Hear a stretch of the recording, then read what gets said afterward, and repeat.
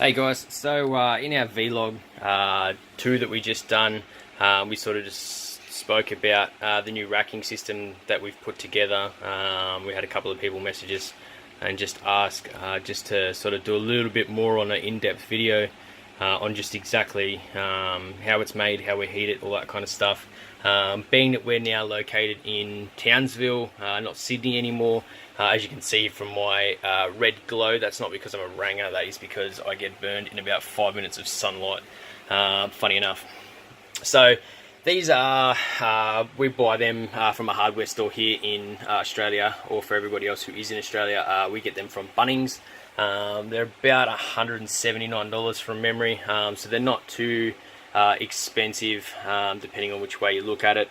We had to buy 4 foot, so it's 120 centimeter long racks, and that's to try and get everything in, and we managed to get a bit more room, and being that these guys are wider here, I get double the space. How cool is that? The last ones I think were only about 400 wide, so they had a bit of a rock, but when we bolted them in, they weren't too bad. But now that we've got the 550s, we can almost double up the amount of space. So down the back here is a full channel where we can add more tarantulas and that. So going along the front, there's our sticker systeming that we do. So anything that's a Flogius, we have yellow stickers on them. Selenotypus is green, and then we've got like silver for the Selenothopolis and other genuses like that, as well as the Cormiosynemics.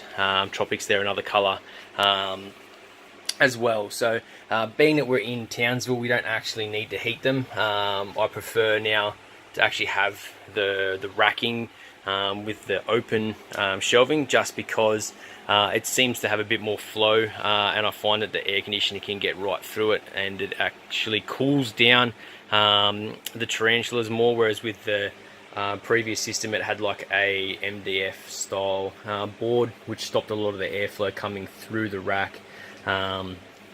So that's really cool. Easy system to put together. Basically little slots in, all just bolts together, no mess. You just hit it with a hammer and it comes together pretty good. We don't need to heat, so back in Sydney we used to put like some heat cord just in the MDF and run heat during the winter. Being that the shed that we had them in could get down to around about maybe -2, so with the heat cord and that, we were able to keep the tarantulas roughly to about 18 degrees flat chat, which is okay. We don't like to get them any lower. I know everybody in the hobby says that they can go a hell of a lot colder with no issues, but personally we don't like to risk it, being that most of the holes they come from around about 18 to 24 degrees that they're in, especially some of the rock piles that the Flogia species can be found in. So here's some more tarantulas. Again, it's a bit hard on the phone to sort of do a good video on how to do it. We'll try and get this GoPro charged up and start doing that again. But we've got plenty of head height now, so everything's getting stacked to the roof. Some of our funnel web species that we've been working on had a few matings last year with no real sacks being laid, so we're still yet to sort of work out exactly what the go is with that. I know that some people around the hobby have done that from wild caught females. Most of them are wild caught females that are found with sacks, that they've been able to get some young sort of maturity out of that.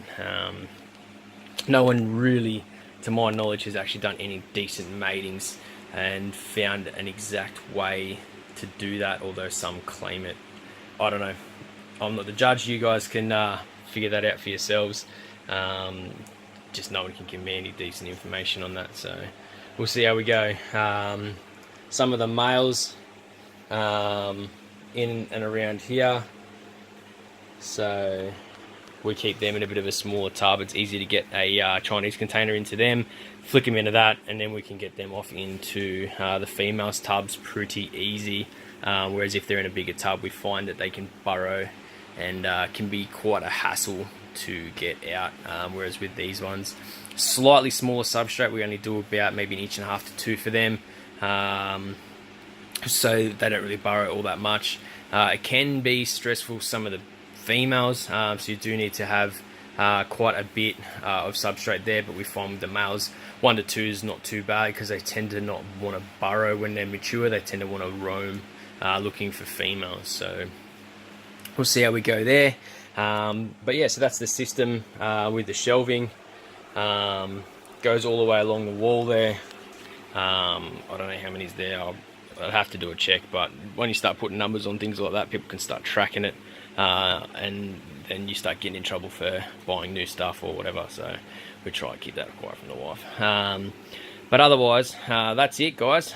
Pretty basic, easy shelf to put together. Hopefully it lasts a little bit longer than the other one. Like I said, it did buckle down in the bottom left-hand side corner, putting everything on about a 20-degree lean, and the only thing that really held it together was the fact that it was bolted to the wall. So we're lucky. Nothing was lost, nothing was dropped. So we got out of that pretty good. So we'll see how these new shelves go. They're a lot wider, they're a lot stronger.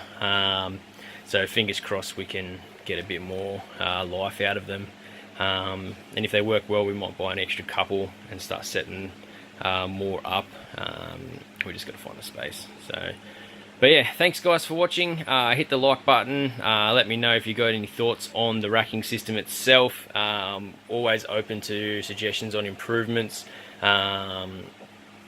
There's not really a great deal that I haven't sort of thought about, especially when dealing with these racking systems and the heat up here. But definitely put some comments down. Love to hear what you guys think, especially the guys that are in the hotter climates. So I'd love to hear from you guys. So thanks guys.